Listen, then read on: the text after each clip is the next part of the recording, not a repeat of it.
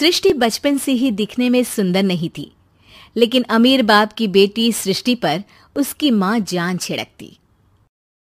मेरी बेटी कितनी प्यारी है, भगवान सबको सृष्टि जैसी बेटी दे। सृष्टि धीरे धीरे बड़ी होती है। एक दिन सृष्टि की सहेली कहती है, तू दिखने में कितनी अजीब सी है, लेकिन मैं जानती हूँ हम सब में सबसे अच्छी शादी तो तेरी ही होगी। तेरे पापा अमीर जो हैं। और बता नहीं सकते यार, दहेज तो हर कोई देता है, ये क्या ज्यादा ले जाएगी अपने पति के लिए? अरे बड़े शहर में कोठी है इसके पापा की। अरे पापा की है ना, कौन सी इसकी है? इसकी होती तब तो कोई भी लड़का इससे शादी कर लेता। अरे पापा की मतलब पापा की है तो मेरी ही है ना? किसने कहा? अब तेरी तो तब होगी ना जब तेरा भाई ना हो। वैसे भी शादी के बाद सारी प्रॉपर्टी भाई के नाम होती है। सृष्टि समझ जाती है कि उसे किसी भी हालत में माँ बाप की सारी प्रॉपर्टी को अपने नाम करना है, लेकिन कैसे? एक दिन सृष्टि का भाई शीनू कहता है, बहन क्या कर रही है? तुझसे एक बात करनी है। अरे हाँ करना, मैं तो तेरी बहन हूँ। बहन मेरी लाइफ में ना एक लड़की है, बहुत अच्छी है। मैं सोच रहा हूँ माँ और पापा से बात करूँ शादी के लिए। सृष्टि को समझ में आ जाता है कि भाई की शादी होते ही भाभी उसे एक दिन भी घर में बर्दाश्त नहीं करेगी।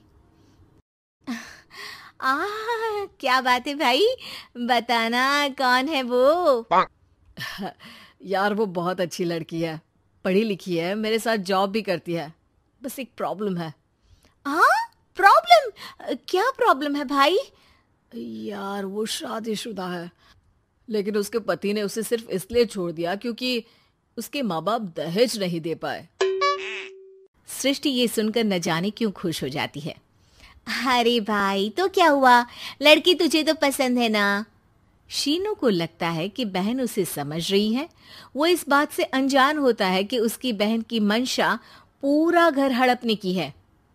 सृष्टि अपनी माँ से कहती है, मम्मी मुझे तो बहुत चिंता है। पता है शीनू क्या कर रहा है? अरे क्या कर रहा है? वो तो काम पर जाता है और वापस घर आता है। नहीं ना माँ, वो यही तो नहीं कर रहा, बाकी सब कर रहा है। आपको पता है उससे प्यार है, और वो भी एक शादीशुदा लड़की से। हैं? ये क्या हो गया? मैं सोसाइटी में क्या मुंह दिखाऊंगी? अरे तेरे पापा तो यही कहेंगे कि मैंने ही उसे बिगाड़ दिया है। माँ देखो, मेरी बात मानो, पापा पर भी विश्वास करने की जरूरत नहीं है। अब आप ही बताओ, पापा इतनी देर घर के बाहर रहते हैं क्यों? बोलो। अरे बेटा वो तो नौकरी करते हैं ना। तू बहुत भोली है माँ। पापा का ऑफिस तो 7 बजे खत्म हो जाता है, लेकिन देखो कितनी देर से आते हैं। अरे नहीं बेटा, ऐसी कोई बात नहीं है। सृष्टि माँ को एक औरत से बात करते पिता की फोटो दिखाती है। देखो माँ कैसे हैं पापा। मैं ना कहती थी कि पापा सही नहीं है। मैं तेरे पापा से बात करूंगी, दे फोटो मुझे। ओ माँ, वो तो डिलीट हो गई। लेकिन चल, तूने तो देख लिया ना। पापा से बाद में बात कर लेना, और हाँ मेरा नाम बिल्कुल मत लेना। हाँ माँ। अब क्या था, सृष्टि के माँ और पिता के बीच झगड़ा होना शुरू हो जाता है। सृष्टि के मन में क्या चल रहा था कोई नहीं जानता था। एक दिन, माँ सृष्टि के लिए एक लड़का देखा है, वो लोग शाम को उसे देखने आने वाले हैं। और हाँ माँ, एक खुशखबरी, मैं और पापा मिलकर एक नया बिजनेस ट्राई कर रहे हैं। शाम को लड़का आता है, सांवले रंग का। सृष्टि को तो बिल्कुल भी पसंद नहीं आता।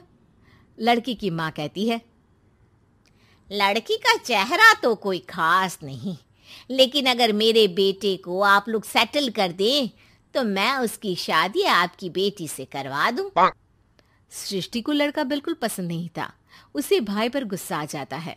लड़के वालों के जाने के बाद कहती है, माँ देखा शीनू मेरे लिए कैसा लड़का लेकर आया, न दिखाने लायक न सुनने लायक, सेटल भी नहीं, वो भी हम करे।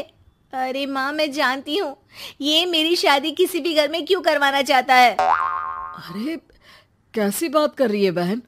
तूने तो देखा ना, लड़के को मैंने ही मना कर दिया तुझसे शादी के लिए। जिसने लड़का बताया था उसने उसकी बहुत तारीफ की थी। बात आई गई हो जाती है, लेकिन सृष्टि का मन शांत नहीं होता।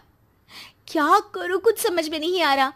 मेरी शादी हो गई तो ये लोग पूरी प्रॉपर्टी शीनू के नाम कर देंगे। मेरे हाथ तो कुछ लगेगा ही नहीं।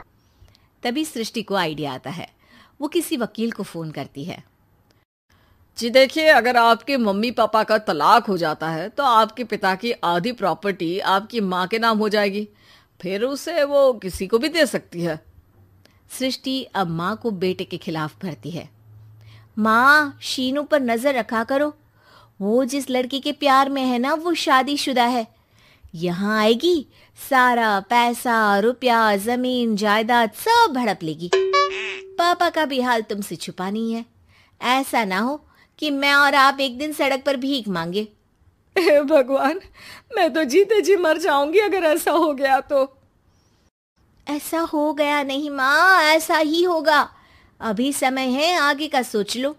मैं तो कहती हूँ पापा से आधी प्रॉपर्टी लेकर अलग हो जाओ। पापा की आधी प्रॉपर्टी भी हम लोगों को अगर मिल जाती है ना, तो अगले 7 जन्म सफल समझो। बेचारी माँ बेटी के कहने पर पति से तलाक लेकर अलग हो जाती है। सृष्टि अब पैसों से गाड़ी और अपने दूसरे महंगे शौक पूरे करने लगी। उसके दोस्त भी उसके पैसे इस्तेमाल करते। सृष्टि, कल तुम कहाँ थी? मैं सारा दिन घर पर अकेली थी। तो मैं क्या करूं? मैंने ठेका तो नहीं लिया है ना तुम्हें संभालने का। माँ को सृष्टि से ये उम्मीद नहीं थी। वो बैठकर रोने लगती है। वहीं उसका पति यानी कि सृष्टि के पिता आ जाते हैं। मैं जानता था कि तुम्हारा यही हाल होगा, तो आपने मुझे रोका क्यों नहीं? मैं रोकता तो तुम रुकती क्या? सृष्टि के कहने पर तुमने मुझ पर, अपने बेटे पर शक किया, लेकिन तुम ये भूल गई कि कैसे हम दोनों ने मिलकर जीवन में इतना सब खड़ा किया।